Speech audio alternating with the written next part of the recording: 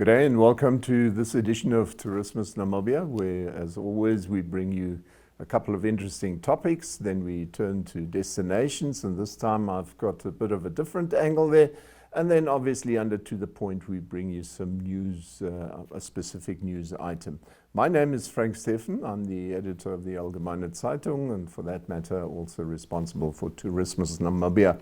So as always I'll take you through the show and hope to entertain you for the next hour, I would say. So under topics today, we'll have a look at elephant seals. This is quite a seldom appearance that they made here close to Lüderitz, so interesting item there. Then under the next item that we'll be looking at is DELRA. This is the Desert Line Human Relation Aids, and they've got a bit of a hodgy-bodgy going on with other organizations. This one specifically comes from Desert Line Trust, but what I'm talking about relates to all of them.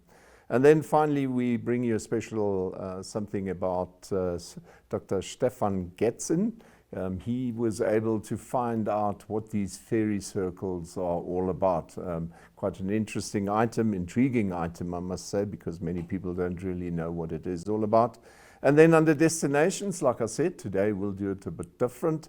We'll introduce you to the entries that we have. Those are the candidates for Tourist of the Year 2022-2023. So interesting there. And then finally, under To The Point, we'll visit the H.E.S.S telescope. That's the one in quite close to the Namibia, but I'll be talking about it a bit later in the show. Yes, and by the way, that H.E.S.S telescope is now 20 years old, or H.E.S.S has been going for 20 years. So very interesting item on that score. So yes, as always, we hope to entertain you. And up first, we've got topics.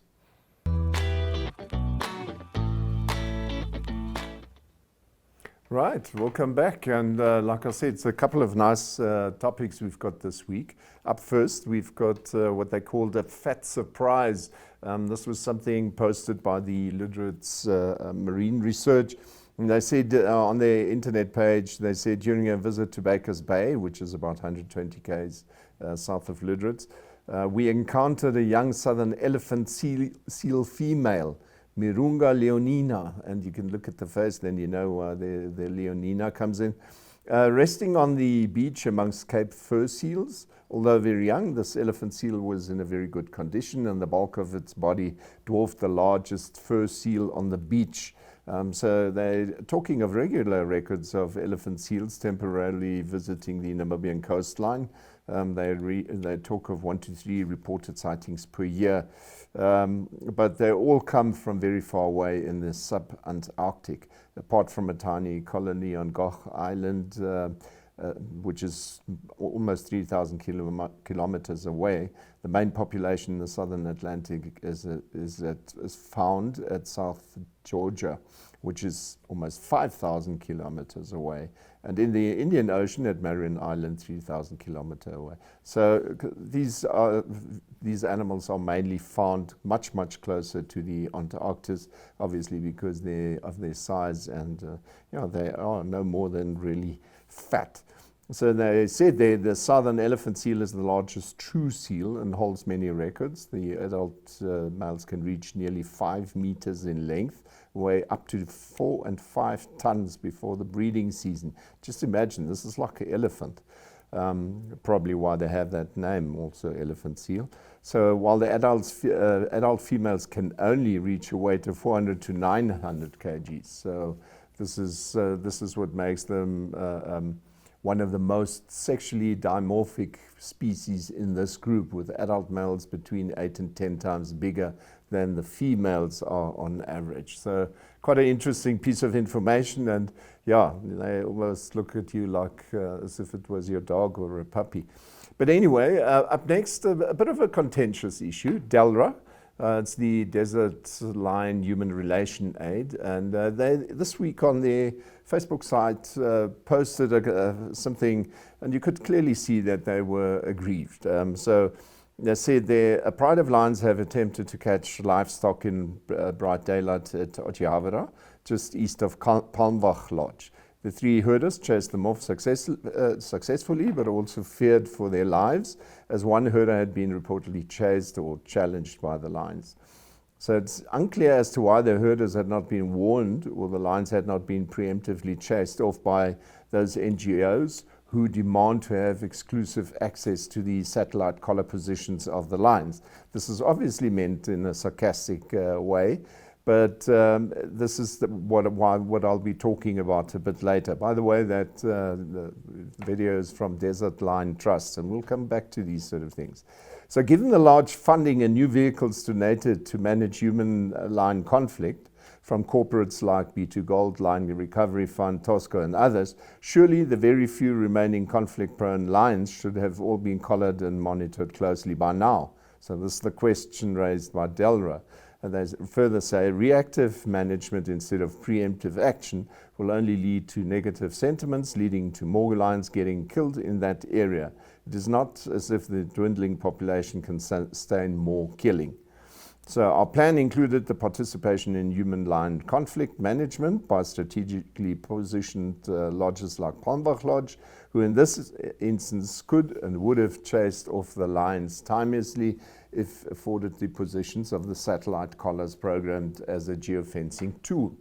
Instead, the rangers will probably arrive after the fact again, leading to some seriously cheesed off farmers. They used a different word, killing the lions preemptively due to lack of effective support. So this is obviously Isak Smith and Inky Munt who are talking about that. And we've spoken about this before on this show.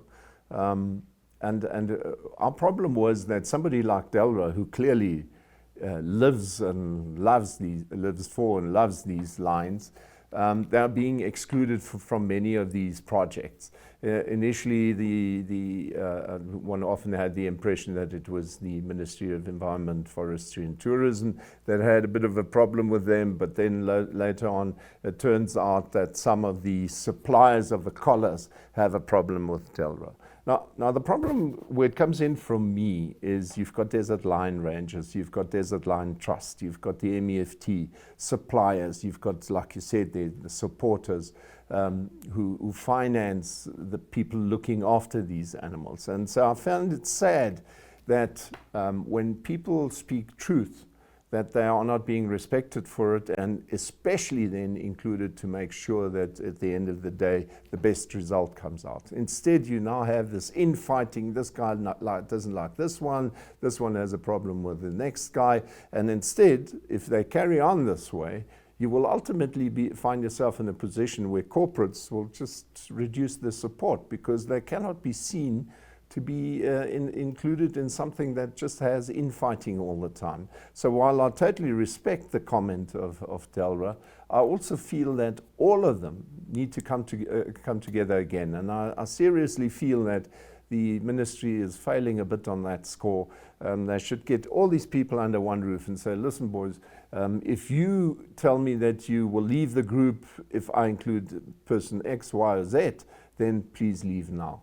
We need to get all of our strength together, all our efforts, combine them, and in the interest of the lions, find different solutions to an ongoing problem instead of you biting at each other and in the process also wasting resources because you've got one vehicle from this fund running along the same road a week later after this one has run along already. And if there are mistakes, if people don't do them work properly, then point them out. Let's have a look at these items. Anyway, so that's my take on this one. So, like I said, I totally respect what Isak is saying, but I feel that Isak and the others need to come together. And somebody's got to make that call. And to my mind, that would have to be the ministry. Right, and then up next we have another item. In German you call them Feenkreise. The English word is fairy circles, and you get them a lot, whether you go to the Namib, whether you go up to Marienfluss in Kaokeveld, no matter where, all along I'd say the desert line, as you go down in Namibia, you will find, and if you look at these photos here, you will clearly see, here he is busy making his assessment. If I say he, then I'm obviously talking of Dr. Stefan Getzin, and he's made interesting discoveries, because for almost half a century scientists have always puzzled over the origin of the fairy circles in Namibia. So two main theories were either termites or plants somehow organized themselves. Now researchers have now been able to prove especially that latter theory. So a research team of the University of Göttingen, that's in Germany, benefited from two exceptionally good rainfall periods in the Namib Desert in their investigations. The scientists were able to show that the grass within the fairy circles died immediately after the rain. But termite activity was not the cause of the bare patches. Instead, continuous soil moisture measurements showed that the surrounding grasses between the fairy circles severely depleted the water within the circles, likely causing the death of the grasses within the fairy circles. Now, this whole thing can be read up in detail, and they've gone quite much into detail of how they approached this and what they did. But what was interesting to me about this whole thing is that when we look at climate change, many of the people that know better than I suppose, have always said to me, it is so important to make sure that your wooded areas up in the north remain wooded areas. There's a reason for that, because the greener and the more intensive the vegetation, the more likely you will have that cycle of rain and seasonal water coming down and so on. Whereas otherwise, you soon sit with another Sahara desert. And I mean, we all know, those who read history a lot and go into detail, you will know that the Sahara wasn't always such a big desert as it is now. And clearly it was because there was no internal system that where one wooded area supported the ground, and with that the next growth and so on. And to me, this was interesting that this on a micro level is very similar. Because what they basically pointed out is that even though the grass was growing and the roots were striving for water, at the end of the day, it is more quickly depleted in that center, and somehow the vegetation now organizes itself, as they said, like Getson puts it, he says, by forming highly patterned landscapes of even-spaced fairy circles, the grasses act as ecosystem engineers, directly benefiting from the water resource provided by the vegetation gaps. In fact, we know similar self-organized vegetation structures from various other arid regions of the world, and in all these cases, the plants have no other chance to survive than to grow precisely in such geometric formations. So quite an interesting thing, can be explained quite well. And what they literally did is, throughout the process, every so often they went and they measured the water content of the surrounding earth. And in that way, they could quickly see that in the center of those fairy circles, the moisture was gone much, much faster than around where it stayed within the system much longer.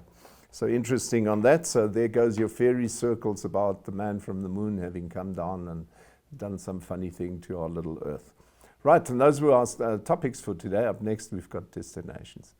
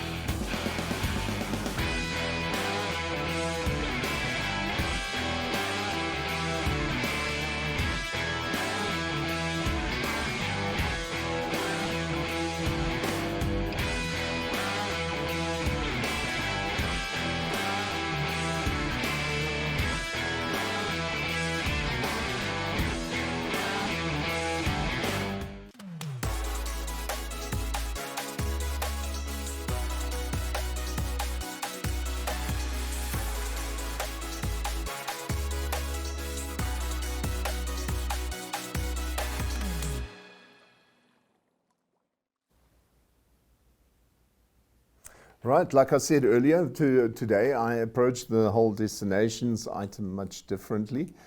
Basically promoting Namibia to you. And how? It's quite simply, Tourists of the Year. We're in the middle of the whole process and it's becoming a much more intensive fight now, I'd almost want to say. So we ended up having 11 candidates that can be used as possible finalists, I'd say, for the Tourist of the Year competition. Just remember, it's only today's edition, then the one of next week, and thereafter it's already the expo, the Tourism Expo, which is held in Windhoek. And clearly we're the drivers of the Tourism Expo, and as part of that we've launched this Tourist of the Year competition for 2022-2023. And like I explained in previous shows, all that it is about, we want Namibians, and they did, submit us videos of their holidays that they feel are worth sharing. And we've just added a little intro so that you guys can later on see who's who, because we'll be posting these submissions individually. So all 11 videos will be posted as from Monday, I can say basically as from Sunday, in fact, will be posted on our Facebook site. And the idea is for you to have a look at them and be able to start familiarizing yourselves with the video that you prefer to win at the end of the day. Now, if I say prefer to win, it's actually the long haul that you already now decide this could be somebody who's good enough to actually win this whole thing by March next year, because the way towards it is still a bit to go. The 11 people are now presented to you, and hopefully you as a local Namibian will visit the Tourism Expo, which is from the 3rd, or actually on the 3rd, 4th and 5th of November. That's a Thursday going forward to a Saturday. We've got a full program, you better believe it. Many of the people who are going there, the exhibitors, have specials which they'd like to offer. And we've got this voucher system that we promised you. Now, obviously, within this whole story of the Tourism Expo, we will present Tourist of the Year, and we'll actually have a live show. This show being broadcast live on the Friday in the middle of the show, with the idea being to again introduce those people who are taking part, also introduce them, hopefully they'll all be able to be in Windhoek on that day. I'll quickly introduce, exchange a few words with them, and then we'll show their video. And it is at the expo that you will actually vote for them, because people who are visiting the expo, they've got the exclusive right to vote for these people. And out of the 11, we will find 6 finalists, and these finalists will then be invited. Our sponsors have all given us a weekend for 2 for each of these participants. And then they have to prepare a proper video of the whole show as they prepared maps, all that sort of thing. They will promote the area that they went to or establishment that they visited. And we, at the end of the day, will be the thankful viewers and hopefully see 6 of these lodges where we don't really know which one to choose, except for the fact that we're probably likely to go to all 6 of them. But having said that, in March we will then finally choose the winner out of these 6. And that winner will get a cash prize of 10,000 Namibia dollar. And if you already at the expo voted for the winner, then you become part of the smaller circle that will once again have a chance to win a weekend for 2 themselves at the lodge that relates to the ultimate winner. So it's a bit complicated, but it was just to add some more fun and game to this whole thing. And we're actually very excited about this whole thing. So today I'll play them one after the other. It will roughly take you half an hour to just see all the 11 submissions that we've got for now. So have a look. Hello everybody, my name is Tammy Nyango. I'm a digital content creator, and this is a montage of my Namibian travel experience.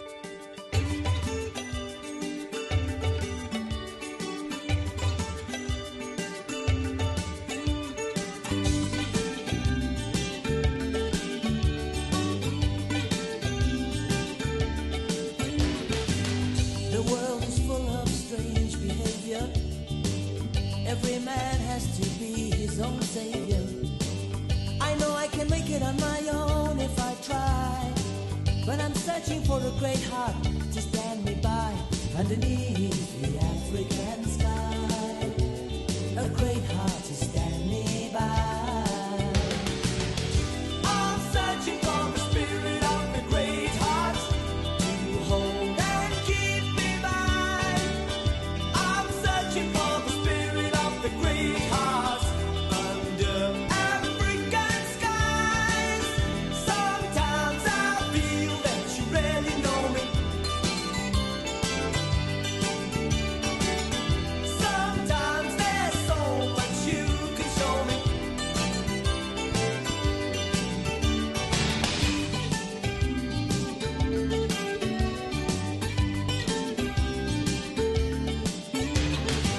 There's a highway of stars across the heavens. There's a whispering song of the wind in the grass. There's a rolling thunder across the savannah. A hope and a dream at the edge of the sky. And your life is a story like the wind. Your life is a story like the wind. I'm searching for the spirit of the great heart to hold and stand me by. I'm searching for the spirit of the great heart under African skies. I'm searching for the spirit of the great heart. I see the fire in your eyes. I'm searching for the spirit of the great heart that beats my name inside. Sometimes I feel that you really know me. Sometimes there's so much you can show me.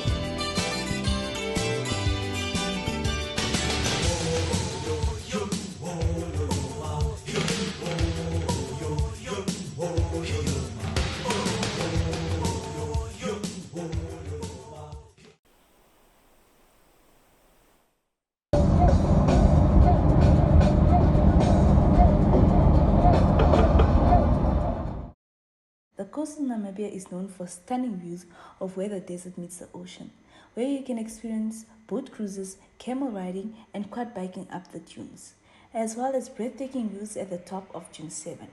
Dune 7 is situated 10 kilometers outside of Walvis Bay and is ranked as one of the highest dunes in Namibia and in the world. Drove to Herero Land, situated in Omaheke region in eastern Namibia, which is an area on the edge of Kalahari Desert on the seasonal Nosip River. Next up, we visited Grootfontein, which is located 450 kilometers north of Windhoek. Grootfontein translates to Great Spring. It is in a lush green environment that serves as a center for cattle grazing. Emanya at the Tosha Lodge is outside Tsumeb on the road to Namtuni Gate. It is a beautiful place and it offers the best waterhole experience. Another beautiful place is Divava or Kavango River Lodge, situated in Divundu on the northwest of Namibia, en route to the famous Pupa Falls. The lodge offers beautiful views of the river from its rooms. More of Etosha National Park, Okakweyo is the administrative stop. We overnighted at Etosha Safari Lodge. Etosha Safari Lodge is built on a hilltop and overlooks some of the most pristine savanna and bushveld in Namibia.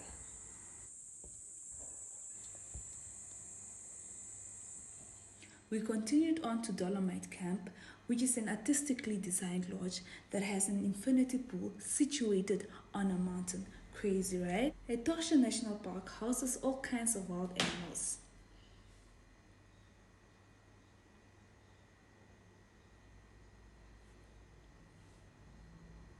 His name is Rex. Make 15 years this job now.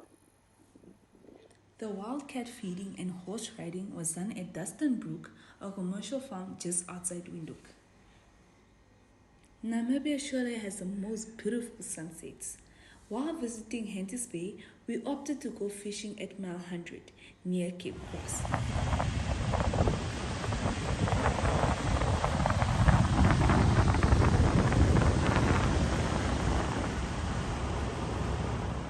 Cape Cross is along the Namibian Skeleton Coast. This video doesn't do justice to the magnificent scenery and landscaping Namibia has to offer.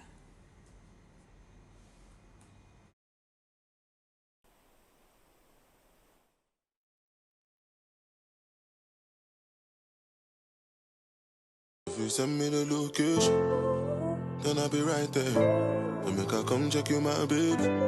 No time, no. And my dog is on probation.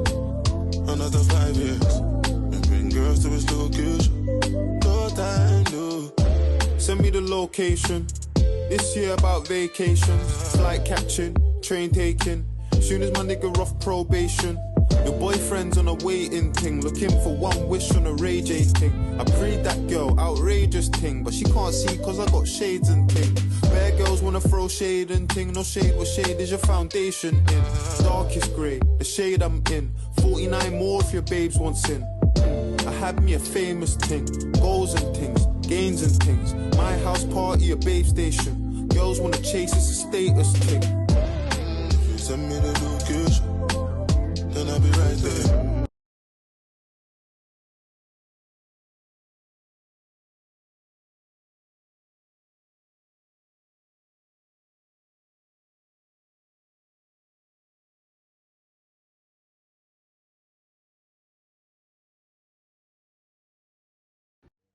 A pit stop at Okakuyo before we head over to Etosha Safari Lodge.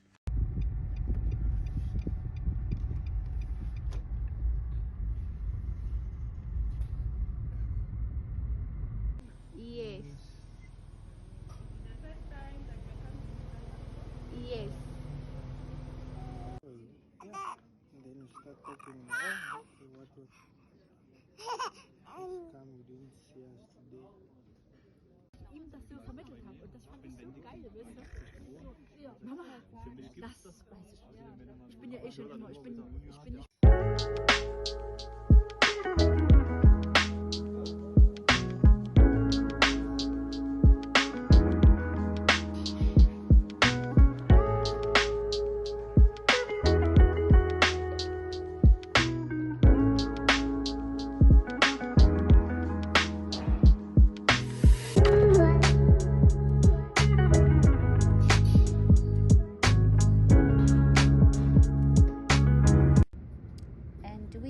Finally going home. This was a beautiful vacation just for a family of 3. I hope you guys enjoyed this video.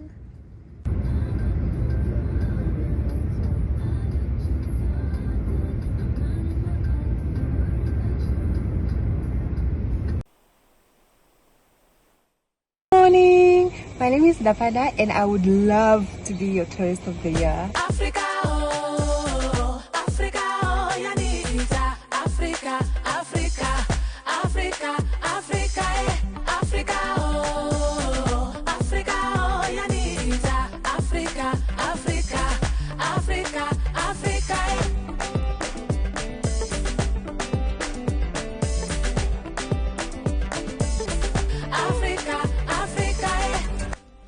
My name is Dapada and I have dedicated the last 3 years largely to exploring Namibia.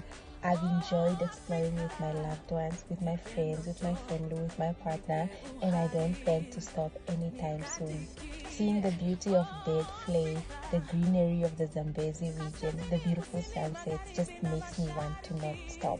I want to continue to show off the beauty of this country because I really do believe in the contrasting beauty we sing so beautifully about in our national anthem. I hope you enjoy. Mwah.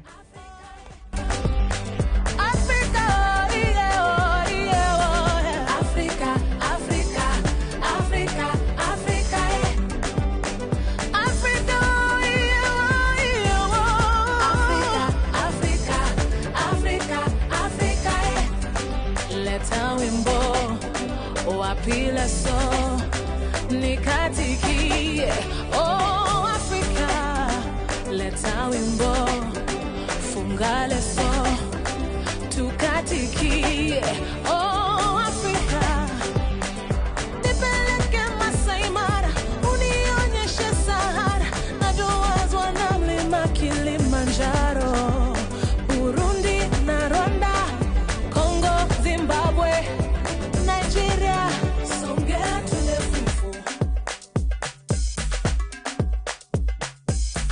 Africa, Africa, Africa, Africa, oh,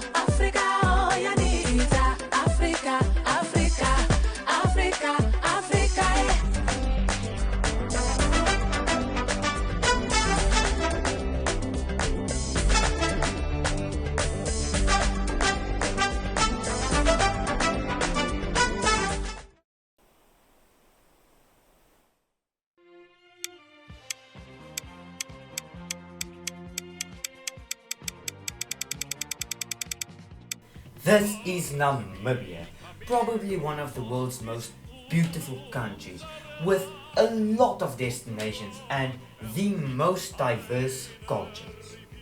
So let me take you on a tour we did through a small part of this beautiful country. Now our journey starts in Walvis Bay. Walvis Bay has a lot of fun stuff to do. Now I'm going to be showing you a bunch of photos, but let me just say some of the most funnest stuff to do is go to Dune 7, which is one of the world's highest dunes. The lagoon, which has a bunch of birds, fish and jellyfish. And if you want, you can even go and visit the lighthouse.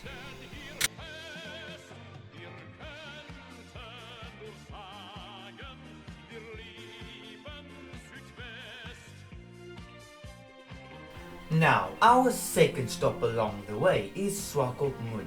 Now, Swakop is an old-style German town.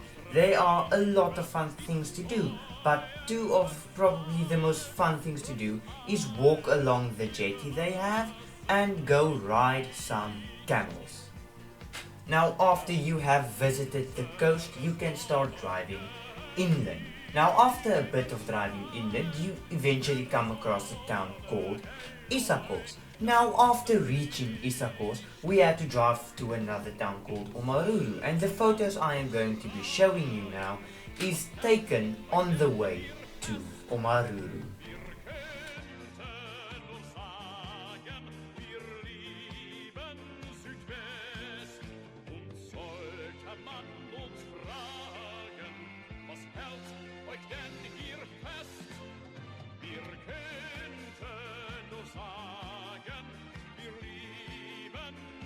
Now after reaching Omaruru, we briefly stayed at a lodge there, and here are some of the photos.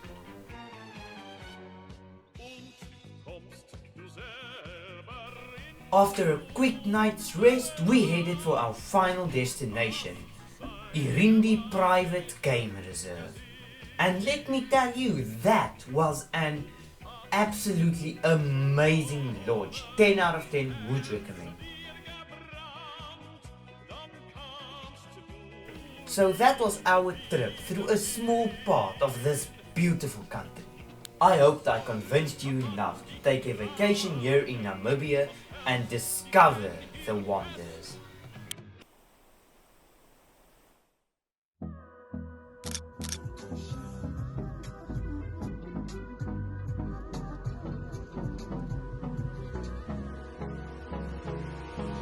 Hold me close till I get up. Time is barely on our side. I don't wanna waste what's left. The storms we chase are leading us, and love is all we'll ever trust. Yeah, no, I don't wanna waste what's left. And on we'll go, through the wastelands, through the highways, till my shadow turns to sun rays. And on we'll go, through the wastelands, through the highways. And on we'll go.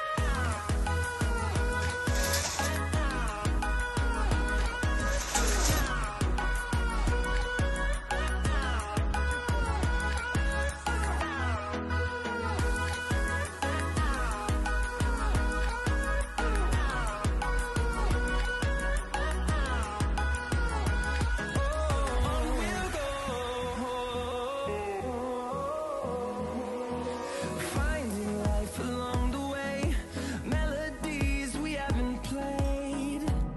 No, I don't want no rest. Echoing around these walls, fighting to create a song. I don't wanna miss a beat. And on we'll go,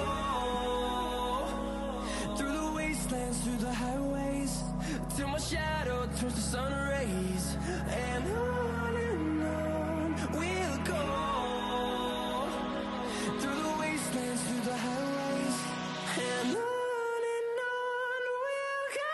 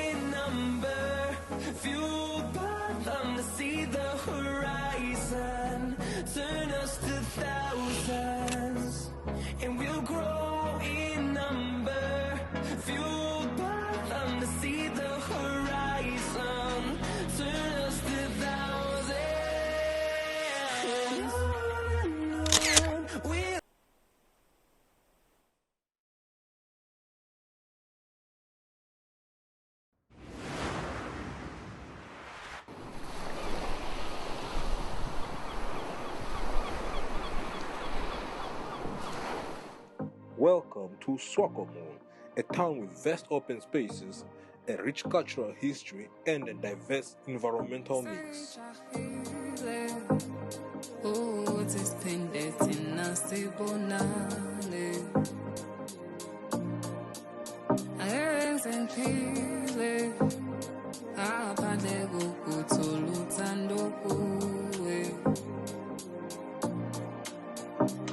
The jetty was built by the Germans during the colonial period with the aim to use it as a harbor.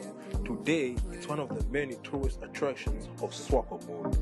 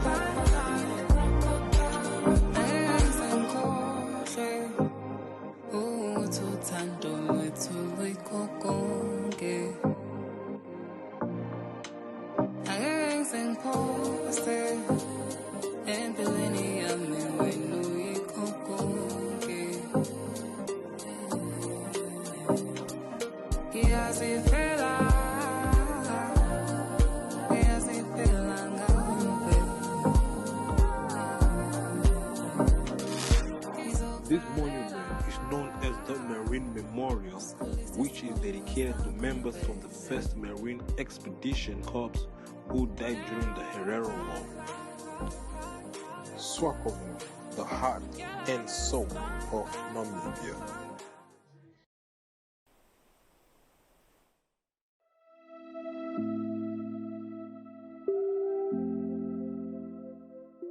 What is it that makes these Namibians come alive?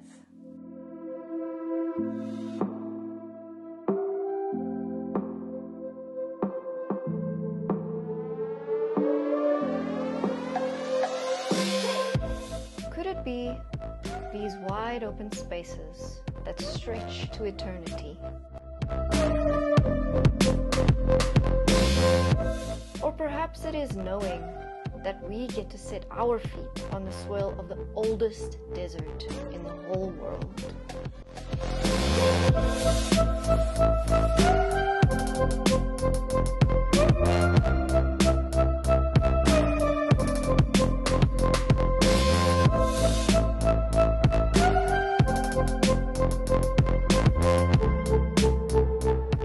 Is it the serenity of witnessing the most breathtaking sunsets on Earth?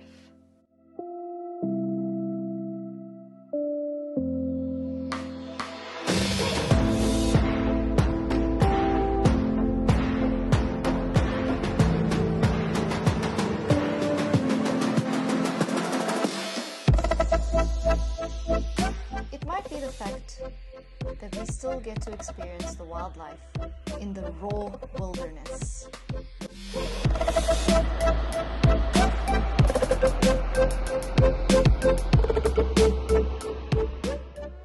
Or the relief that the earthy smell of rain brings after a harsh, dry winter.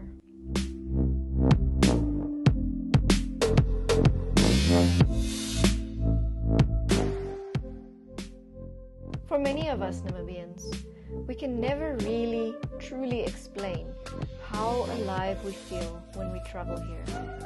But our land will surely show you.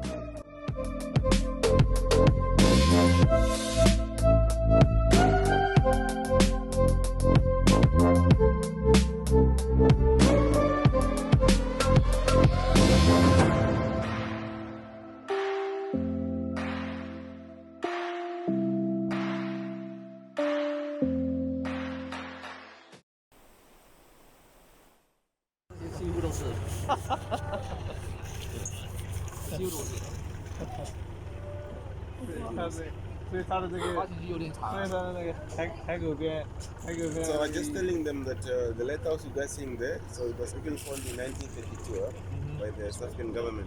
So no, Namibia was colonized by South Africa. So even when we got independence in 1990, South Africa take out Walvis Bay.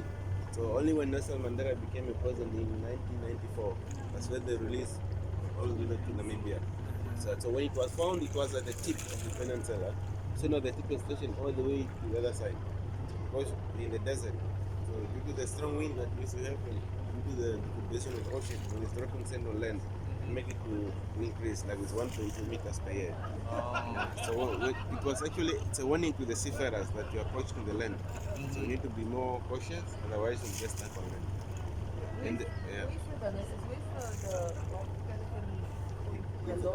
that one. Yeah. But it's a lodge, that one. The one on the right. That's on the right of the right of the lighthouse. On the right. Yeah. Okay. That one is a lodge. It's 5-star one, very expensive. But it looks so old from far away.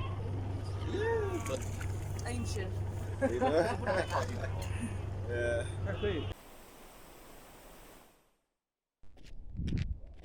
Limufuka. Degone. Ay damdini. Adi. Shirongo shamengera.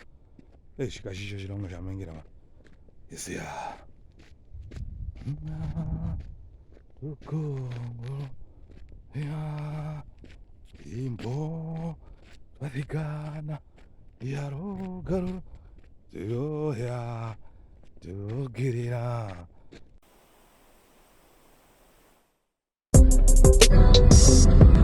Come with me for my birthday getaway with my favorite boy in the world. Let's go have fun. Check-in time and trying to already snap, obviously. How beautiful is this place? Wow. We got our room key, so let's go see how this room looks. Wow. Look at that. The room is stunning and my son had this to say. This is the life.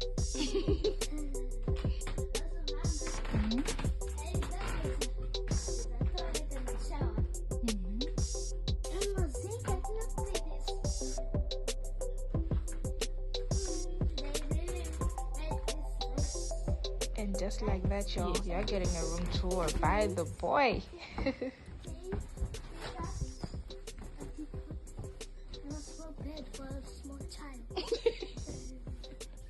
That is the beautiful view from our room. Absolutely stunning. We found the pool and my son couldn't wait to get in. Look at that, how handsome. And his hot mom. It was so much fun, guys. We had to toast to my birthday weekend. Okay, thank you. The food was delicious. Look at that pizza. Oof.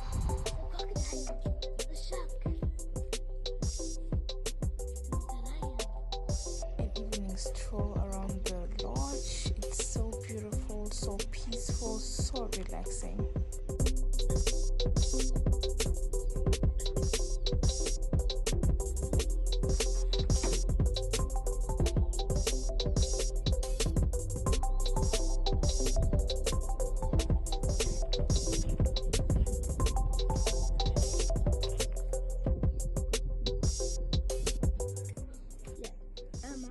Your favorite place here? Somebody tell this boy this whole place is my favorite.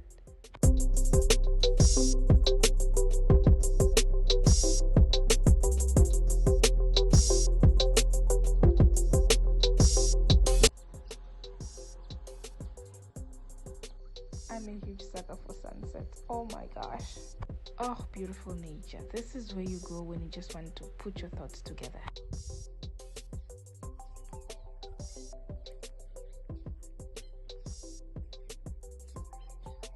Enjoying a beautiful stroll around.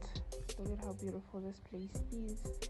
Just everything that I needed to just unwind, just relax, just collect my thoughts and just, have the time of my life with my son. It was so beautiful. I wouldn't have had it any other way.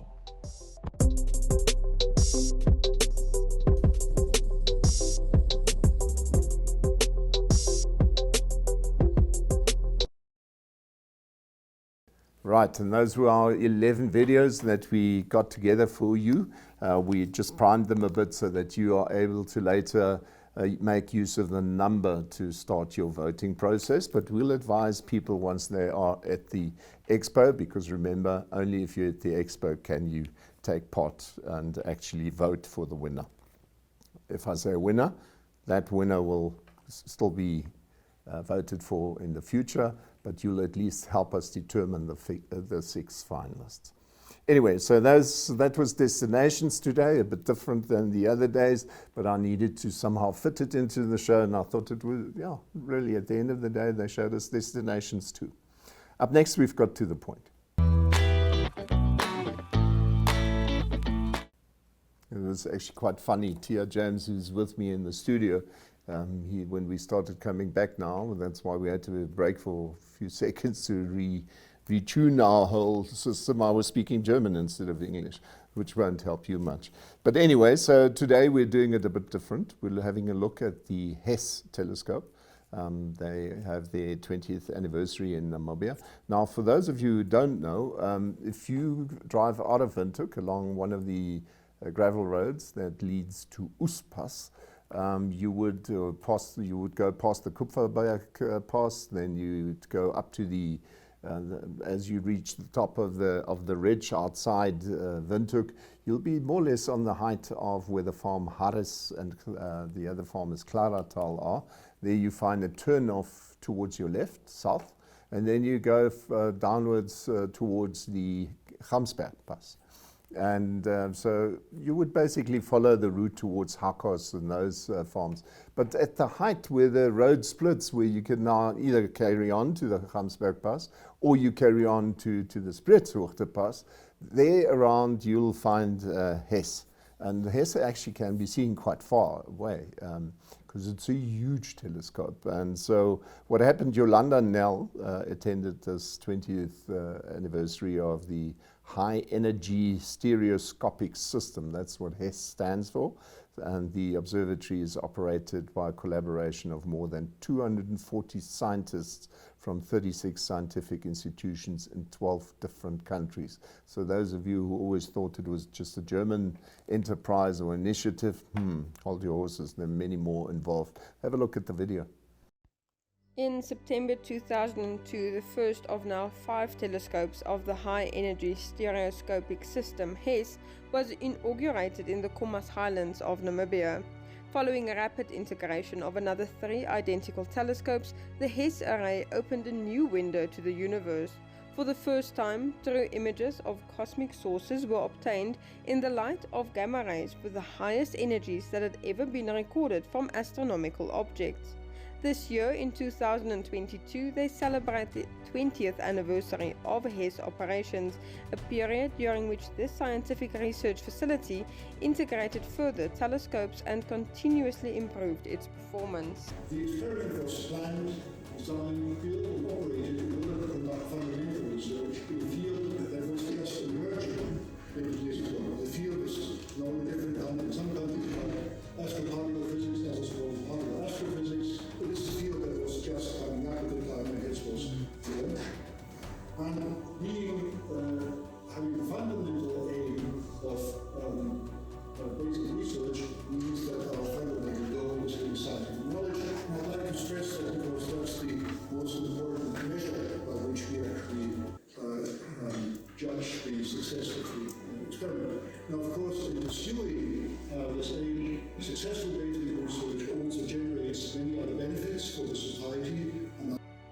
As you celebrate this joyous occasion, it is with a sense of satisfaction and immense pride that we can reflect on being host to and, through the University of Namibia, also an integral part of this beacon of excellence in fundamental research. The very nature of human spirit is driven by desire to explore the unknown, to expand the frontier of knowledge, and transform the ordinary into extraordinary. I hope that our gathering here today to celebrate this occasion is indeed an affirmation of human capacity to innovate and cross unknown frontiers. And Namibia is committed to supporting South Africa in this success, such as that it will not, once again, take such a long time until IAU comes back to Africa.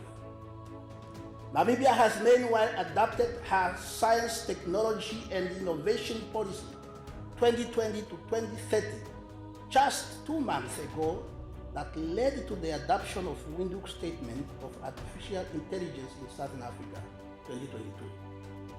And it's currently setting up her national fourth industrial revolution policy, which was informed by the Presidential Task Force's report. This success in development a sound policy framework all play an essential part. It made us particularly proud to see that the steel frames that require precision engineering were constructed by Namibian companies. Also, skilled Namibian workforce is employed locally for all operation of the H.E.S.S. As I was made aware, the later 10 years of the project have seen a significant rise in involvement of the University of Namibia through its scientists and Namibian students in the H.E.S.S. project. In the last 5 years, we have witnessed the very first generation of Namibian graduate students pursuing their master project with H.E.S.S. and are just about to see the first Namibian PhD students trained as an astrophysics locally in Namibia. As I am told, the first ever Namibian-led scientific production of H.E.S.S. is currently being drafted. We want to applaud the University of Namibia for this significant step forward in embracing the opportunity that comes with such hosting world-class instrumentation in our country.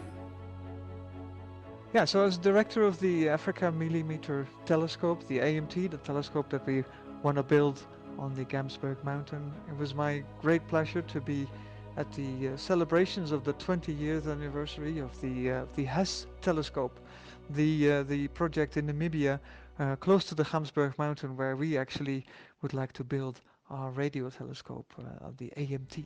And the H.E.S.S telescope has done tremendous amount of research, and today I learned exactly how that all came about and how the telescope was designed and built, and how together with Namibian partners and with also in this case the University of Namibia, UNAM, this telescope and this whole project was arranged.